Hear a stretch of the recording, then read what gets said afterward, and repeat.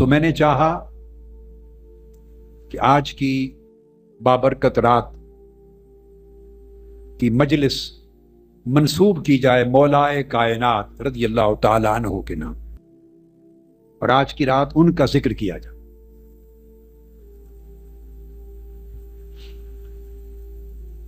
میں نے اس مبارک ذکر کے لیے قرآن مجید کی سورہ آل عمران کی آیت نمبر 61 کا ایک حصہ تلاوت کیا۔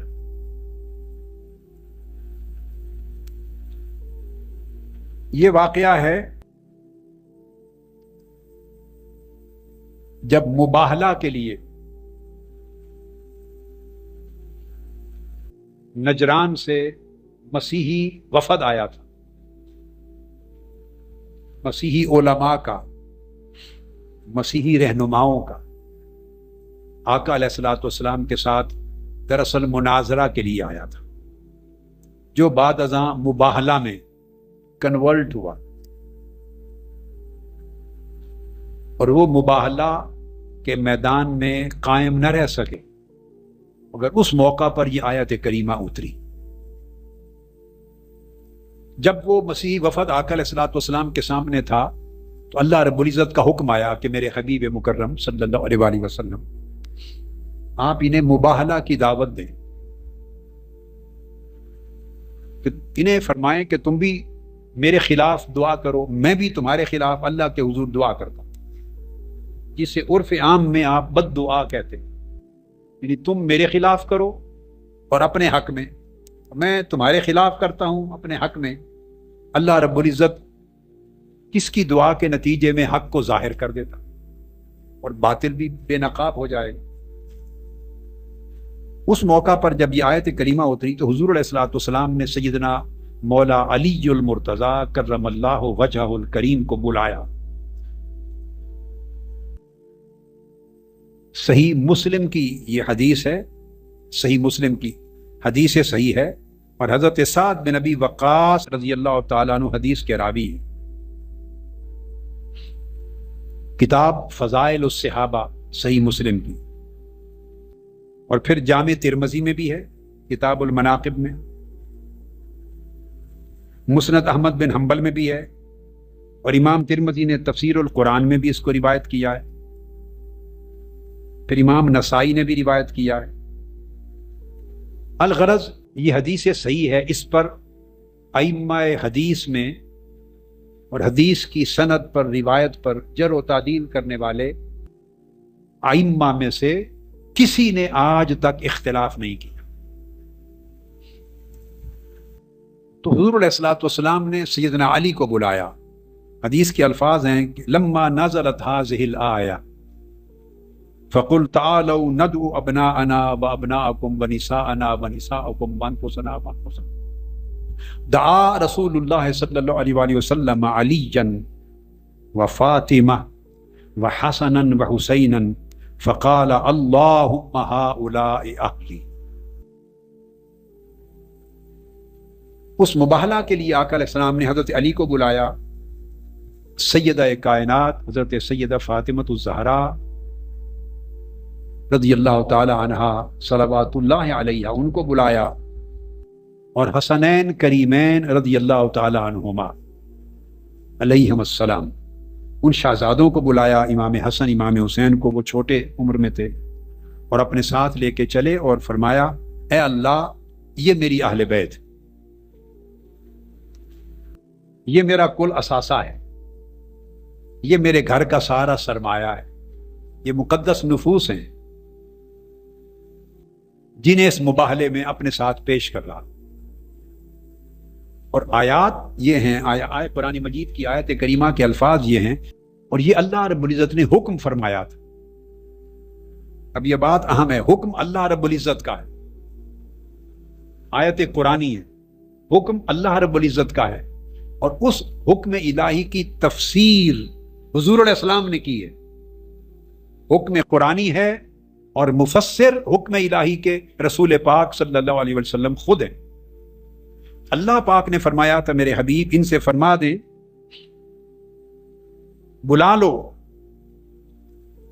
اور ان کو کہو کہ تم بھی بلا لو، ہم بھی بلاتے ہیں اور تم بھی بلا لو اپنے بیٹوں کو، ہم اپنے بیٹوں کو بلاتے ہیں، تم اپنے بیٹوں کو بلا لو، ہم اپنی بیویوں کو، مقدس بیویوں کو بلاتے ہیں، تم اپنی بیویوں کو بلا لو، اور ہم اپنی جانوں کو بلاتے ہیں، تم اپنی جان کو بلا لو، اپنی جانوں کو بلا لو، پھر مباہلہ کرو۔ اللہ رب العزت نے یہ حکم فرمایا تھا۔ اس کی تفسیر حضور علیہ السلام نے یوں کی، اللہ پاک نے فرمایا تھا انفسنا و انفسکم، ہماری جان، جانیں اور تمہاری جانیں آمنے سامنے آ جائیں دعا کے لیے۔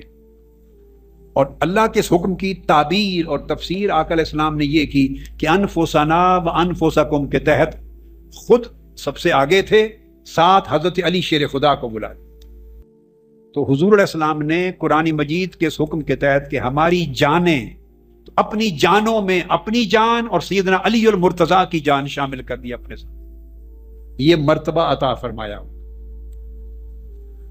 قرآن مجید نے کہا تھا ابناءنا و ابناءکم، ہم اپنے بیٹوں کو بلاتے ہیں، تم اپنے بیٹوں کو بلا لو۔ تو آپ نے حسن اور حسین علیہم السلام کو بلا لی، تم اپنے بیٹوں کو لے آؤ۔ تو آپ نے دو شہزادے پیش کیے، اپنی جانوں کے حکم الہی میں اپنا نفس مقدس اور سیدنا علی کا نفس مقدس پیش کیا۔ بیٹوں کے نام پر حسن اور حسین دونوں شہزادے پیش کیے، نساءنا و نساءکم، اپنی مقدس پاک بیبیوں کو ہم بھی بلاتے ہیں، تم بھی بلا لو، اور پاک بیبیوں کے عنوان سے سیدہ کائنات فاطمۃ الزہرا کو پیش کی۔ یہاں دو لطیف نکتے توجہ طلب ہے۔ ابناءنا جب کہا ہم اپنے بیٹوں کو بلاتے ہیں تو ان میں حسن اور حسین دونوں شامل کر دیے، تو بات سمجھ میں آ گئی ابناءنا۔ فرمایا ہم اپنے نفوس کو، اپنی جانوں کو پیش کرتے ہیں مباہلہ کے لیے، اور اس میں آقا علیہ السلام نے اپنی ذات اقدس کو ساتھ سیدنا علی المرتضیٰ کو پیش کر دیا۔ یہ عظمت اور مرتبت عطا فرما دی اور یہ منزلت عطا فرما دی عظیم۔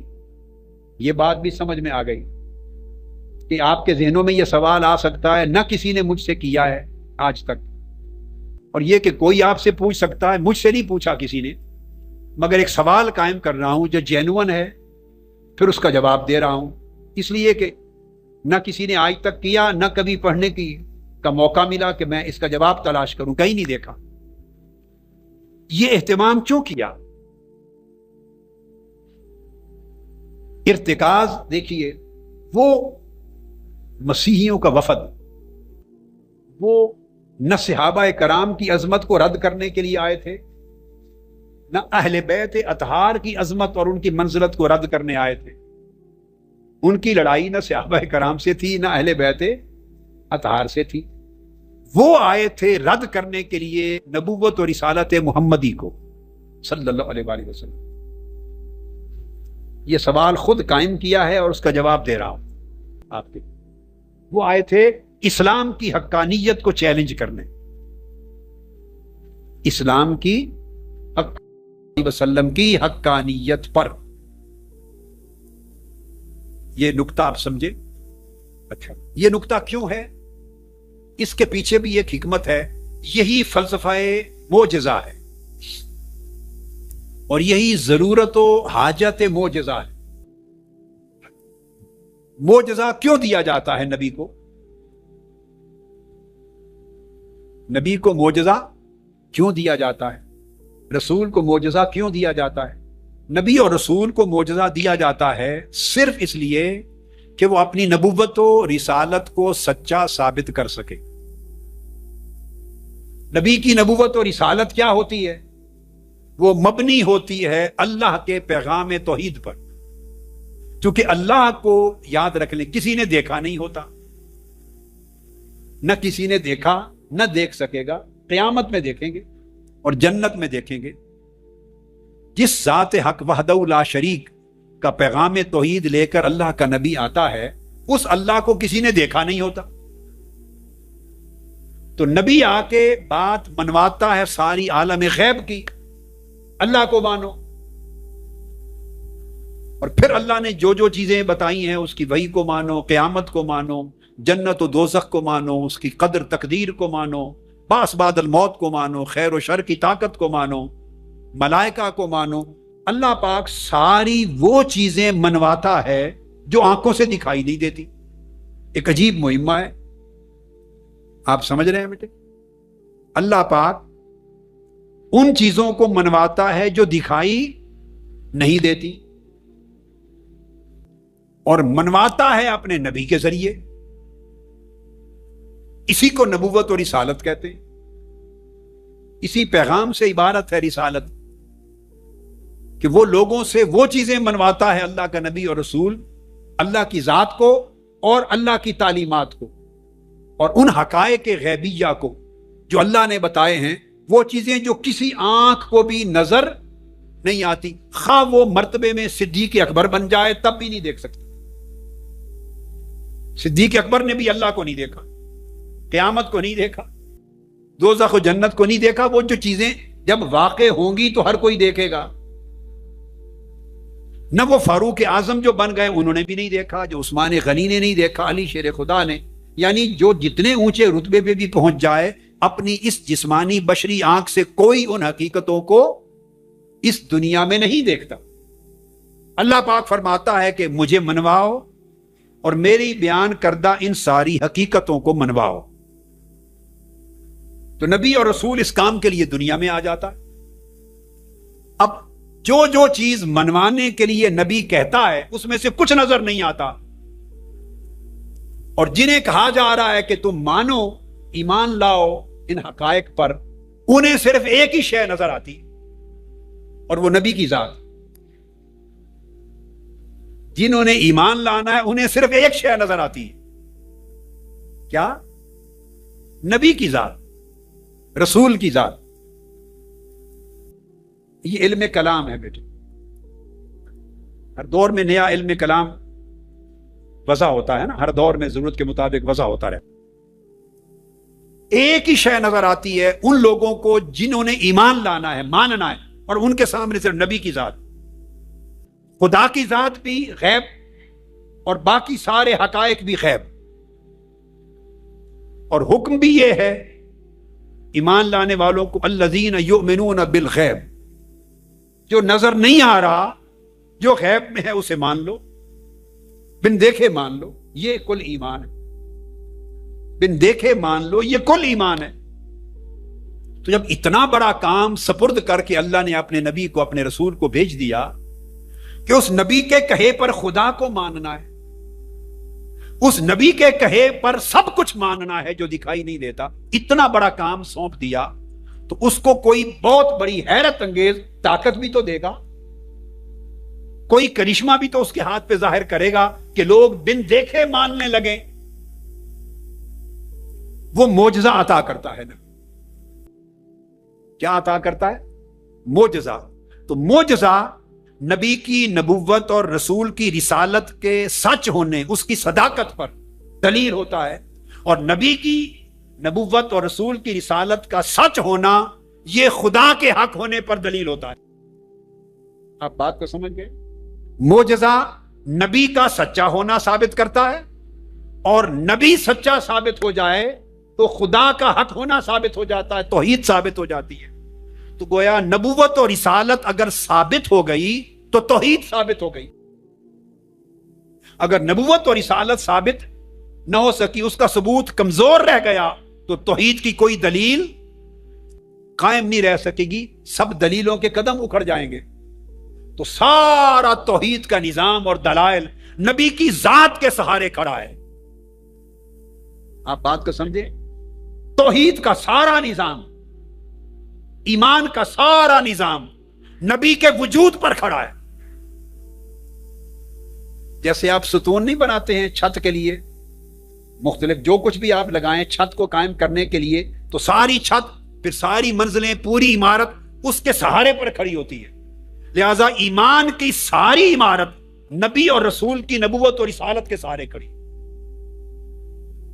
نبی کی صداقت پر کھڑی۔ اب چونکہ سارا انحصار نبی کی ذات پر ہے، لہذا اللہ پاک نبی کو، رسول کو معجزہ دیتا۔ معجزہ عطا کر. تو معجزے دیکھ کر نہ ماننے والے مان جاتے ہیں. وہ کہتے ہیں کہ اگر یہ چیز ان کے ہاتھ پہ ثابت ہو گئی جو ممکن ہی نہ تھا تو پھر جو یہ فرما رہا ہے وہ بن دیکھے مان لو. سو اب پلٹ کے آ جائیں. وہ مسیحی وفد آیا تھا رسول پاک صلی اللہ علیہ وسلم کی نبوت و رسالت کو چیلنج کرنے کے لیے. آپ کی نبوت و رسالت کو چیلنج کرنے کے لیے. اگر آپ کی نبوت و رسالت چیلنج ہو جائے اور اس کی حقانیت اور صداقت ثابت نہ ہو سکے تو پھر نظام توحید اور اسلام اس کو الگ سے رد کرنے کی کسی اور کوشش کی ضرورت نہیں. وہ عمارت خود بخود منہدم ہو جاتی ہے. ایمان کی عمارت، اسلام کے عقیدہ کی عمارت، توحید کی عمارت منہدم ہو جاتی ہے اگر نبوت اور رسالت کو چیلنج کر دیا جائے اور اس کا ثبوت نہ ہو سکے. معاذ اللہ. انہوں نے تو چیلنج حضور کی ذات کو کیا، انہیں غرض کسی اور طبقے سے نہ تھی. جب حضور کی ذات کو چیلنج کیا تو چاہیے تو یہ تھا اور یہ بھی کافی تھا، یہ کوئی کم نہ تھا کہ اللہ پاک فرماتا میرے محبوب ان سے مباہلہ کرو، انہیں کہو کہ تم بھی میرے خلاف بد دعا کرو اور میں بھی تمہارے خلاف ہاتھ اٹھاتا ہوں. کافی تھا. اللہ حکم دیتا محبوب آپ نکلیں، انہیں کہیں تم بھی آ جاؤ، اور دونوں ایک دوسرے کے خلاف دعا کرتے ہیں اور نتیجہ دیکھتے ہیں. تو کیا آقا علیہ السلام کا ہاتھ اٹھانا کم تھا؟ بولیے بولیے، کوئی کم تھا یا کوئی کمی تھی جس کو پورا کرنے کے لیے باقی نفوس جمع کیے گئے؟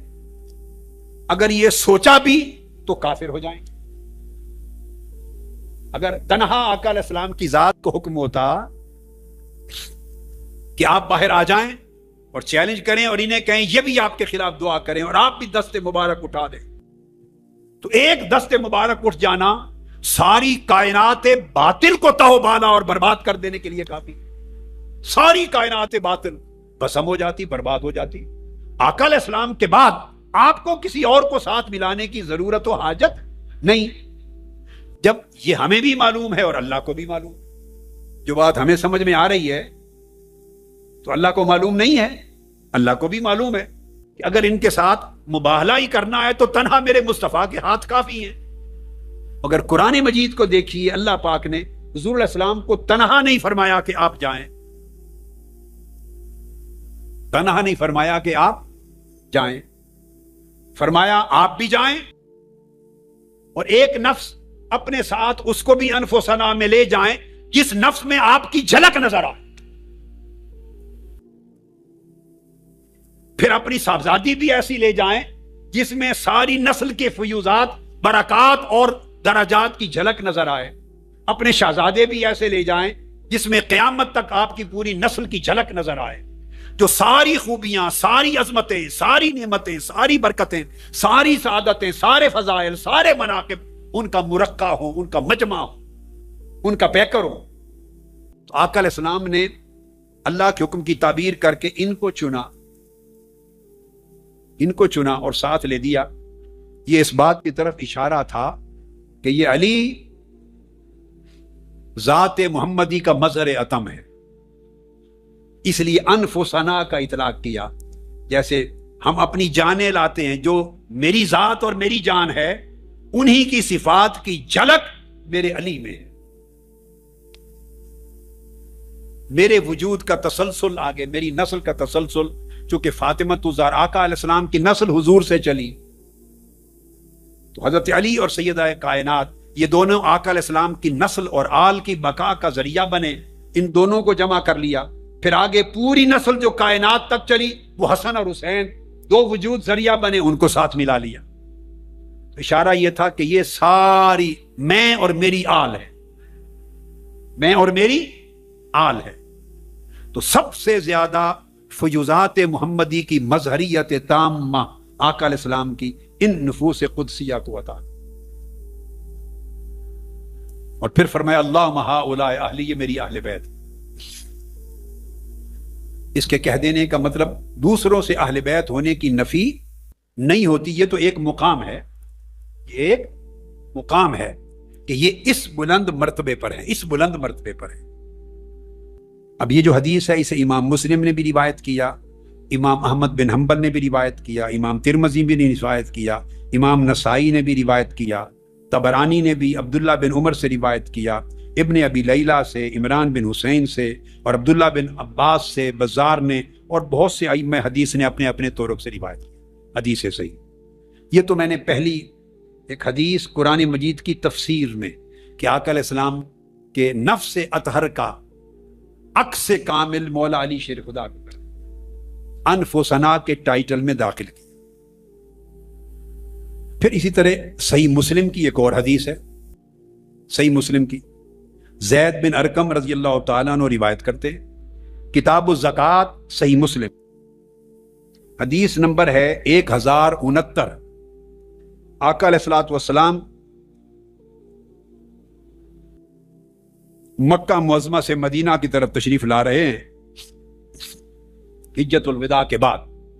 جب مدینہ طیبہ کے پاس پہنچے، غدیر خم ایک مقام ہے، جب قریب پہنچے تو آقا علیہ السلام نے فرمایا، تمام صحابہ کرام کو جمع کیا۔ اب حدیث کو غور سے سنیں، اور میں متوجہ کر رہا ہوں ان علماء کو، اہل سنت علماء کو، اور ان دینی لوگوں کو، اور ان نوجوانوں کو، اور ان مذہبی ذہن رکھنے والے لوگوں کو کہ توجہ سے سنیں کتنا بڑا فتنہ خوارج ہمارے عقیدے میں داخل کر دیا گیا ہے۔ ہمیں اپنی اصلاح کرنی چاہیے اور پلٹ کر اصل عقیدے پر آنا چاہیے، اصل عقیدے پر۔ اب یہ صحیح مسلم کی حدیث ہے اور فرمان ہے رسول پاک صلی اللہ علیہ وآلہ وسلم۔ صحیح مسلم کی اس لیے منتخب کی ہے کہ اس کی صحت پر کسی کو شک نہ رہے، کوئی یہ نہ کہے کہ صحیح نہیں ہے، وہ حدیث صحیح ہے۔ تو آقا علیہ السلام نے صحابہ کرام کو جمع کیا، فرمایا الا ایھا الناس، اے تمام لوگوں آ جاؤ، فانما انا بشر یوشک ان یاتی رسول ربی فاجیب، آؤ جمع ہو جاؤ، میں ایک انسان ہوں، ممکن ہے اب کسی وقت اللہ کا بھیجا ہوا فرشتہ آ جائے اور میں لبیک کہتے ہوئے اللہ کی بارگاہ میں پیش ہو جاؤں، یعنی میری دنیا سے رخصتی کا وقت آ رہا ہے۔ اشارہ دے دیا آقا علیہ السلام نے، فرمایا انا تارک فیکم ثقلین، میں تمہارے اندر دو بڑی عظیم چیزیں چھوڑے جا رہا ہوں۔ اس بات کو ذہن نشین کر لیں، یہ بات کوئی مسلکی بات نہیں ہے، فرقہ وارانہ بات نہیں ہے، کسی مکتب فکر کی بات نہیں ہے، ہماری اہل سنت والجماعت، اہل سنت کی صحیحین میں حدیث کی سب سے بڑی دو معتبر کتابوں کی حدیث صحیح ہے، اور اس پر آج تک 1200 سال 1100 سال میں اہل سنت ائمہ حدیث میں سے کسی نے نقد نہیں کیا، اعتراض نہیں کیا۔ ہمارے ہاں اس پر عقیدہ ہے، یہ اہل سنت کا عقیدہ ہے۔ آقا علیہ السلام نے فرمایا میں تمہارے اندر دو بڑی عظیم چیزیں چھوڑے جا رہا ہوں، اولہما کتاب اللہ، سب سے پہلی چیز اللہ کی کتاب قرآن ہے، فیہ الہدی والنور، اس قرآن میں ہدایت بھی ہے اور نور ربانی بھی ہے۔ فخذوا بکتاب اللہ، پہلا حکم یہ دیتا ہوں، واستمسکوا بہ، اللہ کی کتاب کو پکڑ لو اور مضبوطی سے قرآن کے دامن کو تھام لو، قرآن کو تھام لو، واستمسکوا بہ، قرآن کو تھام لو۔ فحث علی کتاب اللہ ورغب فیہ، پھر قرآن مجید کی تاکید کی آقا علیہ السلام نے اور بڑی سخت تاکید فرمائی کہ اس کو اپنا لو، قرآن سے دوری اختیار نہ کرو۔ ثم قال، اس کے بعد آقا علیہ السلام نے فرمایا پہلی عظیم چیز جو میں تمہارے اندر تاکہ ہدایت پہ رہو، تمہارا عقیدہ اور ایمان صحیح رہے، میں چھوڑے جا رہا ہوں، انی تارکن، میں چھوڑے جا رہا ہوں دو عظیم چیزیں۔ یہ بعد کے لوگوں نے نہیں بنائی دو عظیم چیزیں، یہ کسی فرقہ و مسلک نے نہیں بنائی، آقا علیہ السلام کا فرمان ہے کہ میں تمہاری ہدایت اور رہنمائی کے لیے دو عظیم نعمتیں چھوڑے جا رہا ہوں، ایک قرآن، پھر دوسری ثم قال اہل بیتی، دوسری میری اہل بیت، دوسری میری اہل بیت۔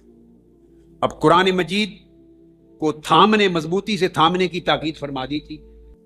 جب اہل بیت کا ذکر کیا، میری اہل بیت، فرمایا اذکرکم اللہ فی اہل بیتی، میں اپنی اہل بیت کے معاملے میں تمہیں اللہ یاد دلاتا ہوں۔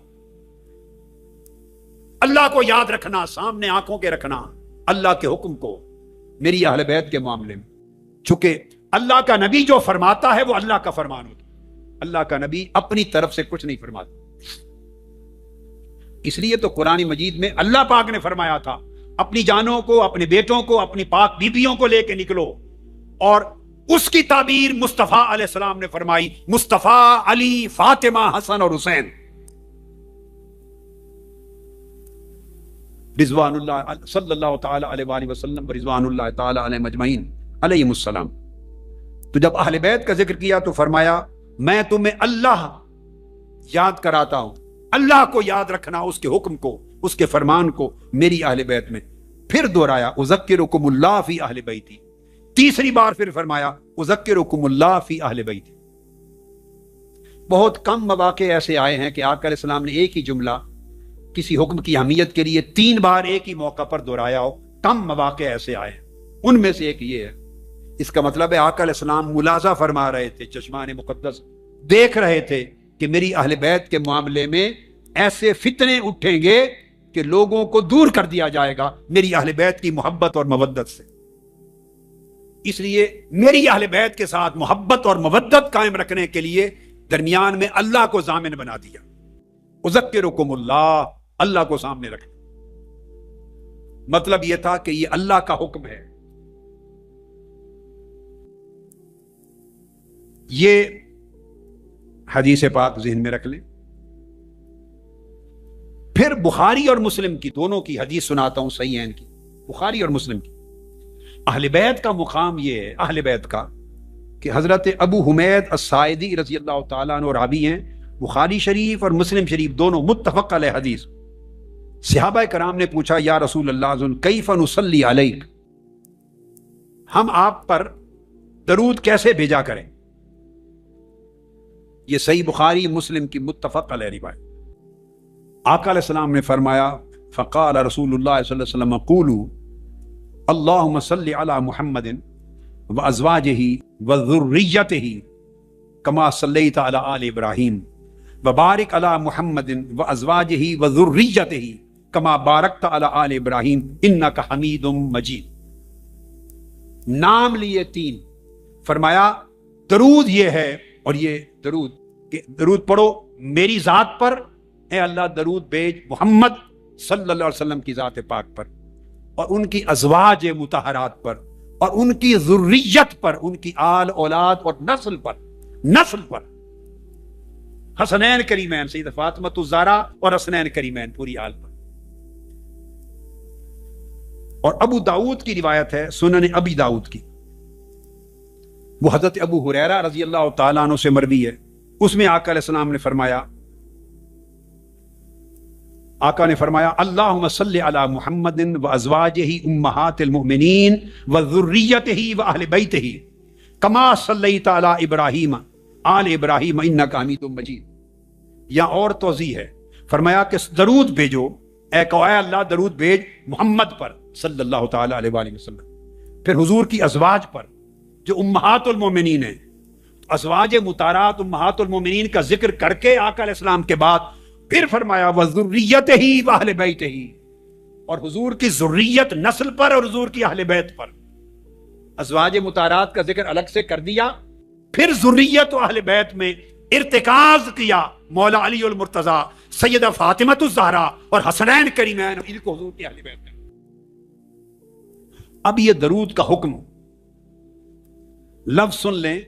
صحابہ نے پوچھا تھا کیف نصلی علیک، یہ بات یاد رکھیں، یا رسول اللہ آپ پر درود کیسے بھیجیں، ہمیں سکھا دیں کہ آپ پر درود کیسے پڑھا جاتا ہے۔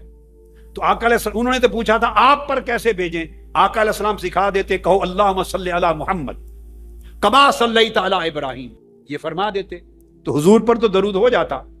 لیکن آقا علیہ السلام نے اپنے اوپر پڑھے جانے والے درود میں اپنی ذات سے اپنی اہل بیت کو جدا نہیں کیا، جس طرح قرآن مجید میں اللہ پاک نے حضور کی جان مبارک سے مولا علی کو، فاطمہ الزہرا کو اور حسن و حسین کو جدا نہیں کیا۔ جس طرح یہ 4 تن آقا علیہ السلام کے تن مبارک کے ساتھ اللہ نے جوڑ دیے، اس طرح درود پاک میں حضور نے اپنی ذات پاک کے ساتھ ازواج مطہرات، اپنی ذریت اور اہل بیت کو جوڑ دیا۔ فرمایا اگر ان پر درود نہ پڑھو تو مجھے اپنا درود بھی قبول نہیں. اور جوڑ کر پھر یہ درود اللہ رب العزت نے نماز میں رکھ دیا. السلام علیک ایھا النبی الگ کہلوا دیا، اور درود کے مقام پر اللہم صلی علی محمد وعلی آل محمد، تو حضور کی آل اور اہل بیت پر درود کو نماز کا حصہ بنا دیا. تو اس کو نماز کا حصہ بنا دیا اور اس میں حضور کے ساتھ پیوست کر دیا.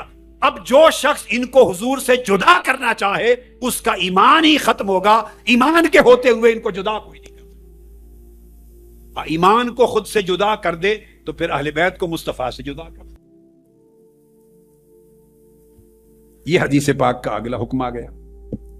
اسی طرح آقا علیہ السلام نے فرمایا، یہ بھی حدیث ہے اور یہ مسند احمد بن حنبل کی حدیث ہے، صحیح ہے. آقا علیہ السلام نے یہ الفاظ ارشاد فرمایا، اور یہ بھی حدیث ہے صحیح، احمد بن حنبل کی مسند میں، ترمذی میں، نسائی میں، ابن ماجہ میں. آقا علیہ السلام نے الفاظ فرمایا، انی تارک فیکم، میں تم میں ایک ایسی چیز چھوڑے جا رہا ہوں، ما ان تمسکتم بہی لن تضلوا بعدی، اگر تم انہیں تھامے رکھو گے تو کبھی گمراہ نہیں ہوگے میرے بعد. فرمایا احدہما اعظم من الآخر، وہ دو چیزیں ایسی ہیں کہ ہر ایک چیز دوسرے سے زیادہ اہم ہے. دو میں سے ہر ایک دوسری سے اہم ہے. مطلب یہ کہ ان دو میں سے کسی ایک کو تھام کر ہدایت نہیں پا سکتے. دونوں کو لازماً اکٹھا رکھیں گے، جوڑ کے رکھیں گے تو ہدایت ملے گی. ایک کو دوسرے سے جدا کریں گے تو تنہا ایک شے ہدایت نہیں دے گی. تنہا دو میں سے ایک شے ہدایت نہیں دے گی. یہ فرمایا. اور پھر ذکر فرمایا آقا علیہ السلام نے، فرمایا پہلی چیز کتاب اللہ حبل ممدود من السماء الى الارض، پہلی چیز اللہ کی کتاب قرآن، اور دوسری چیز وَإِطْرَتِي اہل بیتی، میری اولاد، میری نسل اطرت اور میری اہل بیت. اور فرمایا دونوں کو اس لیے ذکر کیا وَلَن يَتَفَرَّقَا حَتَّى يَرِدَ عَلَيَّ الْحَوْض، اور یہ قرآن اور میری اہل بیت کبھی جدا نہیں ہوں گے حتیٰ کہ قیامت کے دن حوض کوثر پر قرآن اور اہل بیت اکٹھے میرے پاس آئیں گے. یہ جدا نہیں ہو سکتے. فَانظُرُوا كَيْفَ تَخْلُفُونِي فِيهِمَا، دیکھنا ان دونوں کے بارے میں میرے بعد تم کیا رویہ اختیار کرتے ہو. ان دونوں کے بارے میں کیا رویہ اختیار کرتے ہو. اب یہ احادیث تو بھائی متفقہ ہیں اہل سنت کی کتب میں، صحیح احادیث ہیں، ان پر عقیدے استوار ہیں، ان پر 12 صدیاں گزر گئی ہیں امت مسلمہ کی، بلکہ 14 صدیاں صحابہ کرام سے لے کر تابعین سے لے کر 14 صدیوں کی تاریخ ایمان کی، اسلام کی اور عقیدہ صحیحہ کی انہی پر استوار ہے. آج آپ دیکھتے ہیں بہت سے لوگ جو چند سال پہلے تک اہل بیت کا ذکر محبت سے کرتے تھے، کئی علماء، اب ان کی زبان پر اہل بیت پاک کا ذکر آپ نہیں سنتے. وہ سیدنا علی کا ذکر کریں، سیدہ کائنات کا ذکر کریں، حسنین کریمین کا، تو ان کی طبیعت سے ایسا محسوس ہوتا ہے کہ وہ اسے شیعیت سمجھتے ہیں. انہوں نے اپنے عقیدے سے معاذ اللہ استغفر اللہ بدقسمتی خارج کر دیا ہے. یہ خارجیت کا اثر ہو رہا ہے غیر محسوس طریقے سے، پتہ نہیں چل رہا، اور یہ نسل در نسل بڑھتا جا رہا ہے، نسل در نسل بڑھتا جا رہا ہے. اس فتنے کو تھام روکنا ہے. امام احمد بن حنبل روایت کرتے یہ ہم نے تو وضع نہیں کی، اور امام ترمذی روایت کرتے ہیں کہ آقا علیہ السلام نے ایک روز حسن اور حسین دونوں شہزادوں کے ہاتھ تھام لیے. آخذ بید الحسن و حسین، حسن اور حسین کے ہاتھ تھام لیے. فقال، دونوں شہزادوں کو پکڑ کر، فقال من احبنی واحب هذین واباہما وامہما کان معی فی درجۃ یوم القیامہ، جس شخص نے ان دو میرے شہزادوں سے محبت کی، حسن اور حسین سے، جس نے مجھ سے محبت کی، فرمایا احبنی، مجھ سے محبت کی، پھر میرے ان دو شہزادوں حسن اور حسین سے محبت کی، پھر ان دونوں کے باپ علی سے محبت کی، پھر ان دونوں کی ماں فاطمہ سے محبت کی، فرمایا قیامت کے دن اور آخرت میں جنت میں میرے درجے میں میرے ساتھ ہوگا، اس کا مسکن میرے ساتھ ہوگا. اور اب صحیح مسلم کی ایک اور حدیث ہے، صحیح مسلم کی، کیونکہ مولا علی المرتضیٰ کی رات ہے رضی اللہ عنہ، اس میں مولا علی المرتضیٰ روایت کرتے ہیں صحیح مسلم شریف کی حدیث، اور کتاب الایمان، کتاب الایمان. اور امام مسلم نے باب بنایا ہے، باب، وہ بھی غور سے سنیں، جس باب میں یہ حدیث لائے ہیں جو حدیث آگے آپ کو سنا رہا ہوں. باب امام مسلم کا ہے. باب جب امام حدیث بناتا ہے تو یہ اس کا عقیدہ ظاہر کرتا ہے. اب باب کا عنوان سنیں کیا ہے. اب اگر آپ اور ہم میں سے کوئی لوگ اپنا عقیدہ بدل رہے ہیں تو پھر صحیح مسلم کو چھوڑ دیں, صحیح بخاری کو چھوڑ دیں, پھر قرآن کو چھوڑ دیں. دونوں چیزیں گڑبڑ نہیں کر سکتے. امام مسلم نے باب بنایا باب الدلیل علی ان حب الانصار وعلی من الایمان.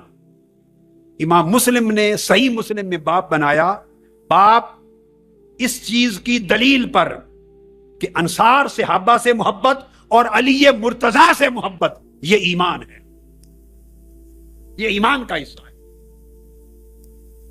اس طرح کا عنوان اوروں کے لیے نہیں بنایا. یہ امام مسلم کا عقیدہ بتا رہا ہے کہ حضرت علی سے محبت اور انصار صحابہ سے محبت ایمان کا حصہ, یعنی اس کو عین ایمان کہا. کیوں کہ حدیث صحیح ہے, مولا علی المرتضیٰ فرماتے ہیں کہ اس رب کی قسم جس نے دانوں کو پھوڑا, نباتات اور پودوں کو اگایا اور زندگی میں نظام حیات تخلیق کیا, اس رب کی قسم انہ لعہد النبی الامی الیہ. سیدنا علی نے فرمایا کہ آقا علیہ السلام نے میرے ساتھ یہ وعدہ فرمایا تھا, میرے ساتھ میرا ہاتھ پکڑ کے وعدہ فرمایا تھا کہ علی میں تم سے وعدہ کرتا ہوں, ضمانت دیتا ہوں, وعدہ کرتا ہوں کیا, ان لا یحبنی الا مؤمن ولا یبغضنی الا منافق. مجھ سے فرمایا تھا وعدہ کے طور پر کہ علی میرا وعدہ ہے کہ سوائے مومن کے تجھ سے محبت کوئی نہیں کرے گا اور سوائے منافق کے تجھ سے بغض کوئی نہیں رکھے گا. آقا علیہ السلام نے فرمایا علی میرا تم سے وعدہ ہے, گویا قسم کھائی ہے کہ سوائے مومن کے تجھ سے محبت کی توفیق کسی کو نصیب ہوگی.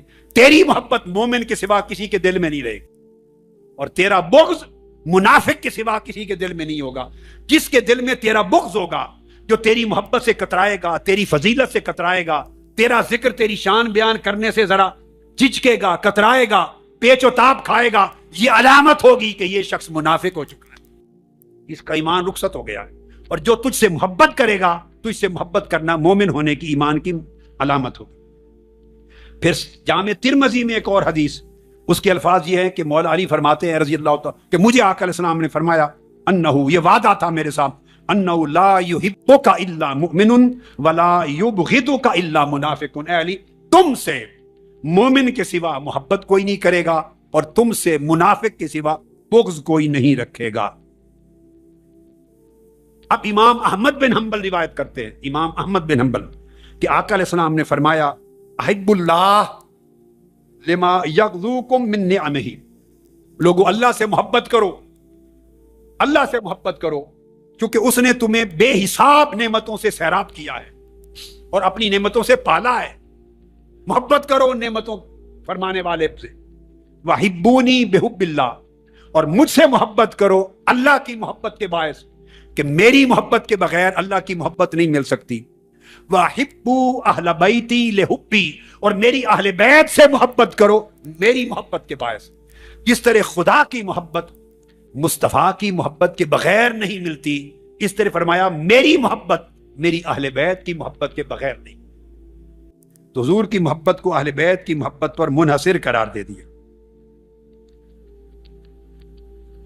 علی ھذا القیاس یہ بہت ساری احادیث اور قرآن مجید کی آیات کی تفاسیر اس موضوع پر ہے جن کا احاطہ نہیں کیا جا سکتا. پھر صحیح مسلم اور ترمذی کی ایک اور حدیث ہے, اور وہ حدیث یہ ہے کہ غزوہ تبوک پر آقا علیہ السلام تشریف لے جا رہے تھے, غزوہ تبوک پر, اور پیچھے مدینہ طیبہ کی نگرانی اور اس کے امور کا سربراہ حضرت علی کرم اللہ وجہ الکریم کو بنا کے چھوڑ گئے. حضرت علی نے سوال کیا کہ صرف خواتین بھی پیچھے رہ گئیں اور مجھے چھوڑے جا رہے ہیں آقا. تو آقا علیہ السلام نے فرمایا علی, یہ حضرت سعد بن ابی وقاص روایت کرتے ہیں رضی اللہ تعالیٰ عنہ, اور حدیث صحیح ہے مسلم اور ترمذی. فرماتے میں نے کانوں سے سنا کہ آقا علیہ السلام نے فرمایا علی کیا تم اس بات پہ خوش نہیں ہو کہ تمہارا درجہ میرے نزدیک اسی طرح کا ہو جو درجہ ہارون کا حضرت موسیٰ کے ساتھ تھا، سوائے اس کے کہ وہ ہارون بھی نبی تھے، میرے بعد نبی کوئی نہیں ہوگا، اتنا قریب۔ اور پھر فرماتے ہیں سعد بن ابی وقاص کہ جس دن غزوہ خیبر تھا، غزوہ خیبر، سب صحابہ کرام جلیل القدر یکے بعد دیگرے لشکر کی کمانڈ کرتے ہوئے گئے اور خیبر فتح نہیں ہو رہا تھا، واپس آ گئے، پھر گئے نئی کمانڈ کے ساتھ لشکر بھیجا، فتح نہیں ہوا، اور کمانڈ بدلی، فتح نہیں ہوا، ساری کمانڈز خیبر کو فتح نہیں کر سکی، واپس آ گئے۔ آقا علیہ السلام نے فرمایا صبح اس کو جھنڈا تھماؤں گا، خیبر کے اس جہاد کا، غزوہ کا، اس کو جھنڈا تھماؤں گا جس کے ہاتھ پر خیبر فتح ہوگا، اور وہ شخص اللہ اور اس کے رسول سے محبت کرتا ہوگا، اور اللہ اور اس کا رسول اس سے محبت کرتا ہے، وہ اللہ اور اس کے رسول سے محبت کرتا ہے وہ شخص، اور اللہ اور اس کے رسول اس سے محبت کرتے ہیں۔ ساری شام اور رات گزر گئی، صحابہ کرام تکتے رہے کہ آقا علیہ السلام نے بڑی عجب خوش خبری سنا دی ہے، مگر وہ خوش نصیب ہے کون؟ ہر کوئی انتظار میں رہا کہ ابھی مجھے آواز آتی ہے کہ جھنڈا لو، صبح حملہ کرو، لیکن نہیں۔ جب سب انتظار میں بیٹھے رہے تب آقا علیہ السلام بولے، فرمائے علی کہاں ہے؟ علی کو بلا لاؤ۔ ان کی چشمان مقدس میں آنکھوں میں کچھ تکلیف تھی، آقا علیہ السلام نے بلایا، حضرت علی کو لایا گیا، آپ نے لعاب دہن ڈالا، آنکھیں شفا یاب ہو گئیں، آپ نے ان کے ہاتھ پہ جھنڈا دیا اور جھنڈا دے کے فرمایا جاؤ کمانڈ، آپ اپنی کمانڈ میں حملہ کرو، ففتح اللہ علیہ، حضرت علی کے ہاتھ پر خیبر فتح ہو۔ تو حضرت علی اللہ رسول کے محب بھی ہیں اور اللہ اور اس کے رسول کے محبوب بھی ہیں، ان سے محبت کرنا یہ تاجدار کائنات کی سنت ہے، آقا علیہ السلام کی سنت۔ اس وجہ سے آقا علیہ السلام نے فرمایا، 100 صحابہ نے یہ حدیث روایت کی، 100 صحابہ نے فرمایا من کنت مولاہ فعلی مولاہ، جس کا میں مولا ہوں اس کا علی مولا ہے، جو مجھے محبوب رکھتا ہے اس پر واجب علی کو محبوب رکھے، جو میری مدد کا طالب ہے وہ علی کی مدد کا طالب ہو، جو میرا ساتھی ہے وہ علی کا ساتھی بنے، جو مجھ پر اعتماد کرتا ہے وہ علی پر اعتماد کرے۔ یہ حدیث حسن صحیح ہے، آقا علیہ الصلوۃ والسلام نے کس طرح حکم دیا۔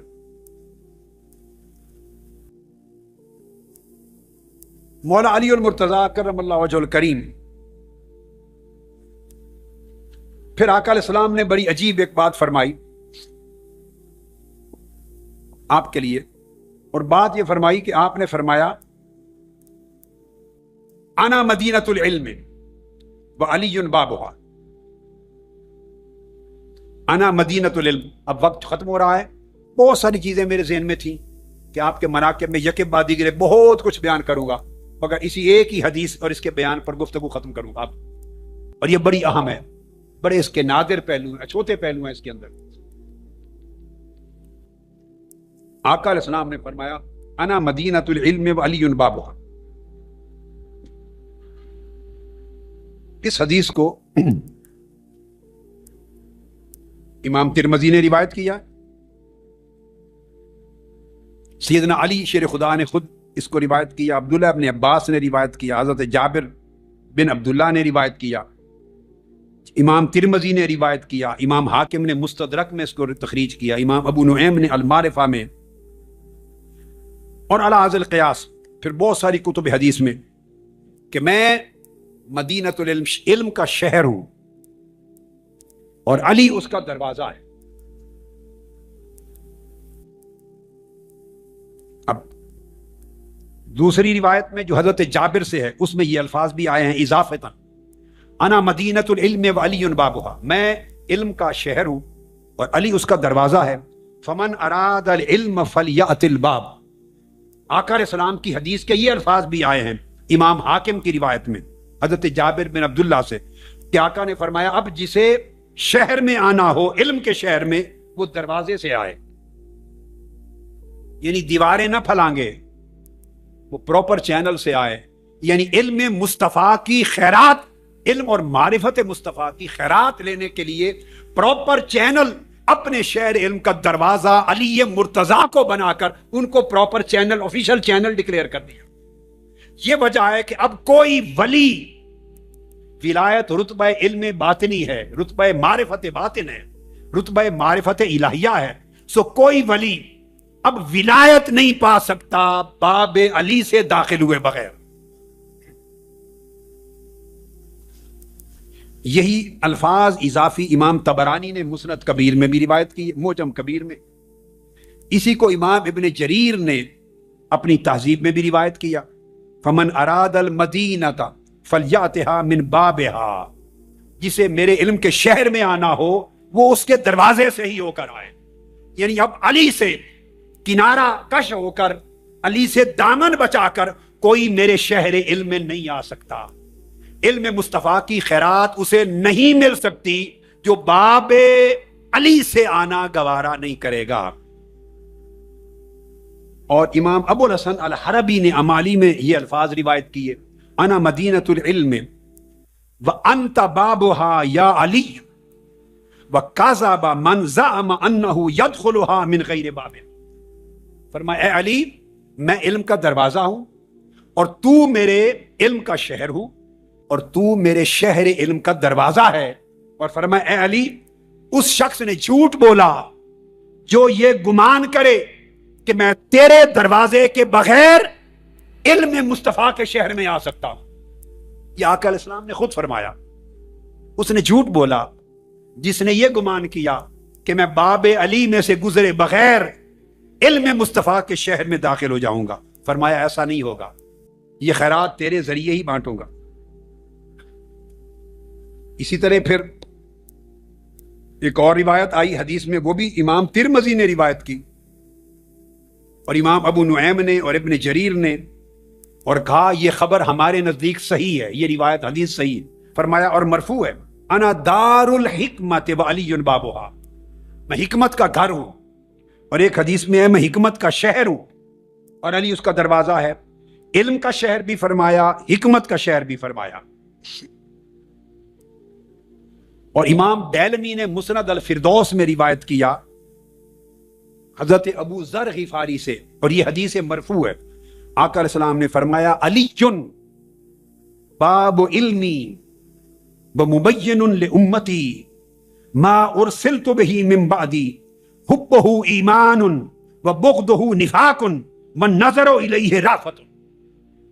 آقا علیہ السلام نے فرمایا علی میرے علم کا دروازہ ہے، اور جو میں لے کر دین آیا ہوں اس دین کی شرح کرنے والا علی ہے، اور اس سے محبت کرنا ایمان ہے، اور اس سے بغض رکھنا منافقت ہے، اور اس کی طرف دیکھنا دلوں کو نرمی اور رافت عطا کرتا ہے۔ یہ سب آقا علیہ السلام کی حدیث کا مضمون ہے۔ اور حضرت ابو عمر الاستیاب میں لکھتے ہیں، روایت کرتے ہیں عبداللہ ابن عباس رضی اللہ تعالی عنہ سے، یہ جو شان عطا کی کہ حضرت علی کو آقا علیہ السلام نے اپنے شہر علم کا دروازہ بنایا اور اپنے شہر حکمت کا دروازہ بنایا، اس پر حضرت ابو عمر الاستیاب میں روایت کرتے ہیں کہ عبداللہ ابن عباس رضی اللہ تعالیٰ عنہ نے فرمایا، ارشاد فرمایا کہ اللہ رب العزت نے حضور علیہ السلام کے علم کے 10 حصے کیے، علم مصطفیٰ کے 10 حصے کیے، اور 10 حصوں میں سے 9 حصے صرف علی مرتضیٰ کو عطا کیے۔ علم مصطفیٰ کے 9 حصے علی شیر خدا کو ملے، ایک حصے کو سب میں تقسیم کیا۔ علم اور معرفت میں یہ نمایاں شان ہے آپ کی، علم اور معرفت۔ 9 حصے علم کے تنہا علی شیر خدا کے قلب عطر کے برتن میں ڈالے۔ یہ عبداللہ ابن عباس رضی اللہ تعالیٰ عنہ اس کو بیان کرتے ہیں۔ اب یہی عبداللہ ابن عباس کی جو روایت امام ابن عبد البر کی بتا دی الاستیاب میں، الفاظ یہ ہیں، واللہ لقد اعطی علی بن ابی طالب 9 اعشار العلم وَأَيْمُ اللَّهِ لَقَدْ شَارَكَكُمْ فِي الْعَشْرِ الْعَاشِرِ۔ فرمایا خدا کی قسم رسول پاک صلی اللہ علیہ وسلم کے علم کے 9 حصے صرف علی مرتضیٰ کو عطا ہوئے، اور اے سب لوگوں جو بقایا 10واں حصہ بچا اس میں تم سب کو شریک کیا گیا۔ اور روز بہان بقلی شیرازی بیان کرتے ہیں، امام شیرازی روز بہان بقلی، کہ عبداللہ ابن عباس نے بیان کیا رضی اللہ تعالیٰ عنہ نے، وہ صحابہ کرام میں سب سے بڑے مفسر قرآن ہیں. بولیے کیا؟ صحابہ کرام میں سب سے بڑے مفسر قرآن کون ہیں؟ حضرت عبداللہ ابن عباس. یہاں ایک لطیف بات کہتا ہوں، اس پر توجہ اور دھیان بہت سے لوگوں کا زندگی میں نہیں گیا، بہت لوگوں کا. یہ توجہ طلب نکتہ ہے. اتنے بڑے مفسر قرآن ہیں کہ ان کو حبر هذه الامہ کہا گیا، یہ لقب دیا گیا. حضرت عبداللہ بن عمر رضی اللہ تعالیٰ عنہ روایت کرتے ہیں کہ رسول پاک صلی اللہ علیہ وسلم نے لقب دیا کہ میری امت کا سب سے بڑا قرآن کا عالم عبداللہ بن عباس. ایک بڑی خاص چیز سمجھانے لگا ہوں، اس پورے مضمون کو توجہ سے سنیں، اس پر ختم کرنا ہے. ایک خاص نکتہ ہے. آقا علیہ السلام نے فرمایا ان حبر هذه الامہ لعبداللہ ابن عباس، میری امت کا عظیم عالم اور قرآن کا سب سے بڑا مفسر عبداللہ ابن عباس. اور حضرت عبداللہ ابن مسعود بیان کرتے ہیں، صحابی، نعم ترجمان القرآن ابن عباس، کہ سب سے بڑا قرآن کا ترجمان عبداللہ ابن عباس. یہ عبداللہ ابن عباس کی شان ہے. آپ سوچیں گے کہ موضوع تو سیدنا علی اور مرتضیٰ کا تھا، یہ بات کہاں سے آ گئی؟ نہیں، یہ بے جوڑ نہیں ہے، یہ مربوط ہے مضمون سے. اب آپ نے سن لی کہ عبداللہ ابن عباس صحابہ کرام میں سب سے بڑے مفسر قرآن، ترجمان القرآن اور امت کے سب سے بڑے عالم ربانی ہیں قرآن مجید کے. اب یہ بات سمجھنے والی ہے. جن کو حبر هذه الامہ کہا جا رہا ہے، جن کو ترجمان القرآن کہا جا رہا ہے، آپ کو معلوم ہے جب حضور علیہ الصلوۃ والسلام کا وصال ہوا تو عبداللہ ابن عباس رضی اللہ تعالیٰ عنہ کی عمر کیا تھی؟ معلوم ہے 13 برس. اب جس امت میں سیدنا صدیق اکبر بھی بیٹھے ہیں، فاروق اعظم بھی ہیں، سیدنا عثمان غنی بھی ہیں، اور صحابہ کرام ہیں، صحابہ کرام کی اس جماعت میں، اور یہ فرمان وصال کے وقت کا تو ہے نہیں. اب آپ اندازہ کر لیں، کیونکہ تاریخ کہیں رقم نہیں ہے کہ جب یہ فرمایا تو کس سن میں فرمایا. میں نے تو بتایا جب آقا علیہ السلام کا وصال مبارک ہوا تو عبداللہ ابن عباس کی عمر 13 برس تھی. اگر یہ بات 2 برس پہلے فرمائی تھی تو گویا 11 برس عمر تھی جب فرمایا. اگر 3 برس پہلے فرمائی تھی تو 10 سال عمر تھی، 10 سال جب فرمایا. اور اگر 4 سال وصال سے پہلے فرمایا تھا تو 9 سال کی عمر میں تھی. اور اگر وصال سے چند روز قبل بھی فرمایا تو 13 برس عمر تھی. اب 13 برس، 12 برس، 11 برس، 10 برس، 9 برس کی عمر کا ایک معصوم بچہ، اس کو جلیل اور قدر صحابہ کی موجودگی میں آقا علیہ السلام ترجمان القرآن کا ٹائٹل دیں، یہ حبر هذه الامہ کا ٹائٹل دیں تو بات سمجھ میں آتی ہے. اس وقت تو تفسیری بیان نہیں کرتے تھے، اس وقت تو ابھی وہ حلقہ تفسیر قرآن تو بنایا نہیں تھا، وہ تو آقا کے وصال کے بعد بنے حلقے. مسجد نبوی میں، مکہ معظمہ میں، ادھر ابو ہریرہ بیٹھے ہیں، حلقہ درس حدیث ہو رہا ہے، عبداللہ ابن عباس بیٹھے ہیں، حلقہ درس قرآن ہو رہا ہے. یہ سب کچھ تو بعد میں ہوا، ابھی تو وہ بچے تھے، بالغ بھی نہیں تھے جب ان کو حبر هذه الامہ کا ٹائٹل مل گیا اور مفسر قرآن کا ٹائٹل مل گیا. تو یہ کیسے بنے؟ یہ سارے ان کی شان مفسر قرآن ہونے کی اور عالم ربانی اور عالم قرآنی ہونے کی، یہ شانیں تو بعد میں جا کے ظاہر ہوئی آقا علیہ السلام کے وصال کے بعد. مگر ٹائٹل آقا علیہ السلام عمر مبارک کے اندر دے کے گئے تھے. تو کیسے بنے اتنے بڑے مفسر؟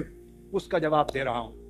عبداللہ ابن عباس رضی اللہ تعالیٰ عنہ کا ایک اپنا قول ملا مجھے، یہ میری ایک تلاش تھی، یہ سوال گردش کرتا تھا، اس سوال کا جواب تلاش کرتا رہا، اس کی تلاش میں یہ قول ملا. عبداللہ ابن عباس رضی اللہ تعالیٰ عنہ کو فرماتے ہیں، عبداللہ ابن عباس جمیع ما ابرزتہ لکم من التفسیر فانما هو عن علی کرم اللہ وجہہ الکریم، کہ جب آقا علیہ السلام دنیا سے رخصت ہوئے اور مجھے صحابہ کا سب سے بڑا عظیم مفسر قرآن کہہ گئے اور مجھے ترجمان القرآن حبر الامہ کہہ گئے، تو میں تو اس وقت بچہ تھا، میرے یہ فہم قرآن کے جو خوبیاں ابھی تو ظاہر بھی پوری نہیں ہوئی تھی.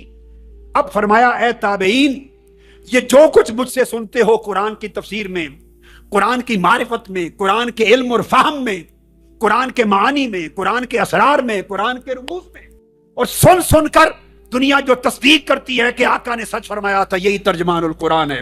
فرمایا آج سن لو، جو کچھ میں قرآن کے معنی اور معرفت میں بیان کرتا ہوں، خدا کی عزت کی قسم یہ سب کچھ وہ ہے جو میں نے علی مرتضیٰ سے سنا ہوا۔ چونکہ جب آقا علیہ السلام کا وصال ہوا تو اس وقت تو میری عمر ہی 13 برس تھی، میں نے کتنا کچھ براہ راست آقا سے سن لیا ہوگا۔ یہ جو سب کچھ بیان کرتا ہوں اور پوری کائنات میرے علم قرآن سے روشن ہو گئی ہے، یہ سب کچھ وہ ہے جو میں نے مولا علی المرتضیٰ سے حاصل کیا ہے۔ اس نے مجھے ترجمان القرآن بنا دیا ہے اور اس نے مجھے حبر و حاضر الامہ بنا دیا۔ یہی وجہ ہے کہ صحابہ کرام میں صرف مولا علی شیر خدا کی ذات تھی، ایک ہی ہستی تھی کہ آپ کربلا منبر پہ کھڑے ہو کر مدینہ طیبہ میں بھی اور کوفہ میں بھی کہا کرتے تھے سلونی سلونی سلونی فواللہ لا تسألونی عن شیء یکون الی یوم القیامت الا حدثتکم۔ جو چاہتے ہو مجھ سے پوچھ لو، جو چاہتے ہو مجھ سے پوچھ لو، جو چاہتے ہو مجھ سے سوال کر لو، خدا کی قسم آج کے دن سے لے کر قیامت تک کا جو سوال کرو گے میں یہیں کھڑے تمہیں جواب دوں۔ یہ امام، یہ حدیث پاک، یہ اثر امام عبد الرزاق نے اس کو روایت کیا اپنی مصنف میں، اور امام ابن عبد البر نے اس کو روایت کیا اپنے استیاب میں۔ یہ شان صرف مولا علی المرتضیٰ کی تھی، اور آپ فرماتے تھے دوسری روایت میں فواللہ لا تسألونی عن شیء الا اخبرتکم، خدا کی قسم جو چاہتے ہو مجھ سے پوچھ لو، جو پوچھو گے اس کی یہیں کھڑے خبر دے دوں گا، تمہیں اطلاع کر دوں گا۔ اور آپ سے حضرت سعید بن مسیب سے پوچھا گیا، جلیل القدر تابعی ہیں، عبداللہ ابن عباس کے شاگرد ہیں، اور امام احمد بن حنبل نے روایت کی یہ حدیث اپنی کتاب مناقب میں، مناقب صحابہ میں، سعید بن مسیب سے، اور امام بغوی نے معجم میں فرمایا لم یکن احد یقول سلونی الا علی، کہ صحابہ کرام میں سے کوئی اور شخص، سعید بن مسیب کہہ رہے ہیں، نہ تھا، شاگرد ہیں عبداللہ ابن عباس کے، فرماتے ہیں صحابہ کرام میں سوائے علی مرتضیٰ کے کوئی اور شخص نہ تھا جو یہ جسارت کر سکے کہ جو چاہتے ہو مجھ سے پوچھ۔ یہ شان صرف مولا علی شیر خدا کی تھی کہ وہ پوچھ کہتے تھے جو چاہتے ہو پوچھ لو۔ اور مولا علی المرتضیٰ نے فرمایا، آپ کا ارشاد امام غزالی نے الرسالہ اللدنیہ میں اس کو بیان کیا کہ مولا علی شیر خدا نے فرمایا اگر میرے لیے چٹائی بچھا دو، مصلی بچھا دو، اور میں اس پہ بیٹھ جاؤں تو خدا کی قسم اہل تورات آئیں تو ان کے مقدمات کا فیصلہ تورات سے کروں، اہل انجیل آئیں ان کے مقدمات کا فیصلہ انجیل سے کروں، اہل قرآن آئیں ان کے امور کا فیصلہ قرآن سے کروں، اور اگر میں بسم اللہ الرحمن الرحیم کی با کی تفسیر لکھنا یا لکھوانا شروع کر دوں تو اتنا لکھوا دوں حرف با کی تفسیر میں کہ 70 اونٹوں پر حرف بے کی تفسیر چڑھی جائے۔ یہ مولا علی المرتضیٰ نے فرمایا 70 اونٹوں پر حرف با کی تفسیر کے کاغذ چڑھے جائیں۔ اس لیے مولا علی المرتضیٰ کو آقا علیہ السلام کے علم کا وارث بنا کر تجلی علمی کا بھی وارث بنایا، تجلی عینی کا بھی وارث بنایا، اور تجلی حقی کا بھی وارث بنایا۔ تجلی علمی سے علم الیقین کی منزل پہ پہنچایا، تجلی عینی سے عین الیقین کی عظمت پہ پہنچایا، اور تجلی حقی سے حق الیقین کی آخری منزل تک پہنچایا۔ اور دیکھیے 4 چیزیں ہیں دین حق میں، کتنی؟ 4، شریعت، طریقت، معرفت اور حقیقت۔ ان میں سے کوئی ایک دوسرے سے کم نہیں، کوئی ایک دوسرے سے بولیے کم تر نہیں۔ تو شریعت کا تاج، شریعت کا تاج وہ سیدنا فاروق اعظم کے سر پہ سجایا گیا۔ ان کو جو امور سونپے گئے، طریقت کا سہرا سیدنا عثمان غنی کے سر پہ سجایا، معرفت کا سہرا سیدنا صدیق اکبر کے سر انور پہ سجایا، اور حقیقت کا سہرا مولا علی مرتضیٰ کے سر پہ باندھا، ان کے سر پہ باندھا۔ اس لیے آپ کو جو شان عطا ہوئی وہ آپ فرمایا کرتے تھے، اور یہ بات جو میں نے پہلے بیان کی عبداللہ ابن عباس سے، یہ حضرت سفیان ثوری نے بھی بیان کیا، امام سفیان ثوری جس کو امام اصفہانی نے حلیت الاولیاء میں روایت کیا. سفیان ثوری رضی اللہ تعالیٰ عنہ نے حضرت منصور سے، انہوں نے حضرت ابراہیم النخعی سے، انہوں نے حضرت علقمہ سے، انہوں نے عبداللہ ابن مسعود سے رضی اللہ تعالیٰ عنہ، انہوں نے فرمایا قسمت الحکم 10 اجزاء، کل علم اور حکمت 10 حصوں میں تقسیم کر دی گئی جو تاجدار کائنات نے عطا کی کائنات کو. فرمایا فأوتي علی 9 اجزاء، علم اور حکمت کے 10 اجزاء میں سے 9 اجزاء علی شیر خدا کو عطا ہوئے. والناس جزءا واحدا، باقی سب لوگوں کو ایک جز عطا کیا گیا. یہ سفیان ثوری کی روایت سے میں نے حلیت الاولیاء کا کوٹ کیا. مطلب بات کا یہ ہوا کہ مولا علی اور مرتضیٰ کا یہ وہ مقام اور یہ وہ درجہ ہے جس کی وجہ سے آپ نے سب سے زیادہ علم نبوی کو روایت کیا ہے. اب جس بات پہ آج کی گفتگو ختم کر رہا ہوں وہ بڑی عجیب ہے اور آپ پہلی بار سنیں گے.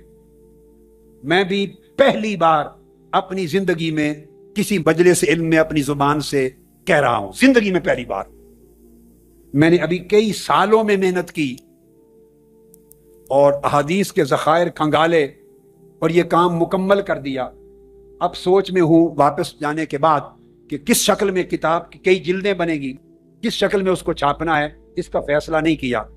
مگر جو بات عجب ہے علماء کے لیے، یہ وہ بات ہے کہ ہمارے ہاں 12 صدیوں کا جو ذخیرہ علم ہے اس تاریخ میں یہ بات بیان نہیں کی گئی. 12 صدیوں کا ذخیرہ علم میں یہ بات بیان نہیں کی گئی. کتابوں کے سمندروں میں غوطہ زنی کرتے کرتے کرتے سالوں کے بعد وہ براہ راست وہ چیز وہ نتیجے تک جا پہنچا جو بیان کر رہا ہوں آج، اور آج پہلی مرتبہ کر رہا ہوں کیونکہ اپنا مطالعہ تحقیق مکمل کر کے اپنے سفر سے پہلے آیا ہوں. احادیث صحابہ کرام نے روایت کی اور کتب حدیث میں، اصول الحدیث کی کتابوں میں، اسماء الرجال کی کتابوں میں، اصول الحدیث کی کتابوں میں یہ اعداد درج ہیں کہ کس صحابی نے کتنی احادیث روایت کی، کس نے کتنی روایت کی، کس نے کتنی.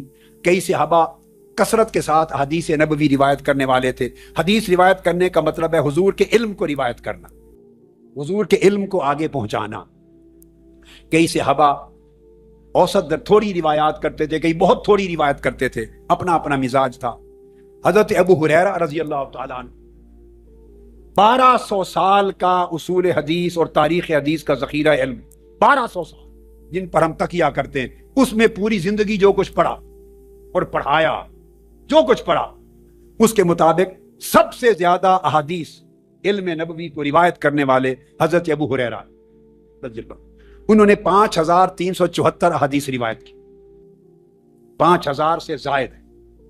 اس کے بعد عبداللہ بن عمر رضی اللہ، انہوں نے 2630، 2630 یعنی 2500 سے زائد. پھر حضرت انس بن مالک، انہوں نے 2286 یعنی 2000 سے زائد. پھر حضرت عائشہ صدیقہ رضی اللہ تعالیٰ عنہ، انہوں نے 2210 احادیث مروی ہے. کل کتب حدیث میں، سینکڑوں کتب حدیث میں، کل ذخیرہ حدیث میں جو مرویات ہیں وہ عدد بتا رہا ہوں. پھر حضرت عبداللہ ابن عباس، ان کی 1660 مرویات ہیں حدیث کی یعنی 1500 سے زیادہ. پھر حضرت جابر بن عبداللہ، ان کی 1540. اس طرح کے عدد ہیں تھوڑے پلس مائنس کے ساتھ تاریخ حدیث اور اصول حدیث کی 1200 سال کی کتب کے کل ذخائر میں. ان میں جو ہماری کتب میں آج تک قدیم اور جدید کتب میں جو مولا علی المرتضیٰ سے مروی حدیث کا عدد آتا ہے کہ جو سیدنا علی نے روایت کی، وہ 3684 کا عدد ہے، 3684 یعنی عدد میں چوتھے نمبر پہ ان کا ذکر آتا ہے. ان سے اتنی حدیث مروی ہوئی. یہ وہ خلاصہ ہے جو ساری زندگی پڑھتے پڑھاتے رہے اور 1200 سال کی کتب کے اندر درج. اب حدیث کی کتب کو براہ راست دیکھا، سال ہا سال 10 15 20 برس لگائے اور جمع کرتا رہا.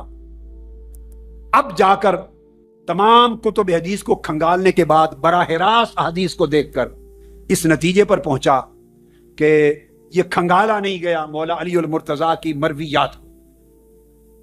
جو کتابوں میں آیا ہے کہ 3684 احادیث آپ نے روایت کی، یہ دقت نظر سے کھنگالا نہیں گیا، مطالعہ میں تحقیق میں کچھ مزید ضرورت تھی۔ اب میں جس نتیجے پہ پہنچا ہوں، اور آج پہلی مرتبہ ایک مجلس علم میں زندگی میں پہلی مرتبہ اعلان کر رہا ہوں، میں نے دیکھا اور میں اس پر کتاب چھاپ رہا ہوں، مولا علی المرتضیٰ تنہا ان کی مرویات ہماری اہل سنت کی معتبر کتب حدیث میں 12,000 سے زائد ہے۔ 12,000 یہ مولا علی المرتضیٰ کی مرویات حدیث۔ مفتی صاحب سمجھ آئی بات؟ جبکہ یہ جو باقی صحابہ کے نام گنوائے ان سب کی ملا کر بھی 12,000 نہیں بنتے۔ پوری صحاح ستہ جتنی فقط مولا علی المرتضیٰ کرم اللہ وجہ الکریم کی حدیث کی مرویات۔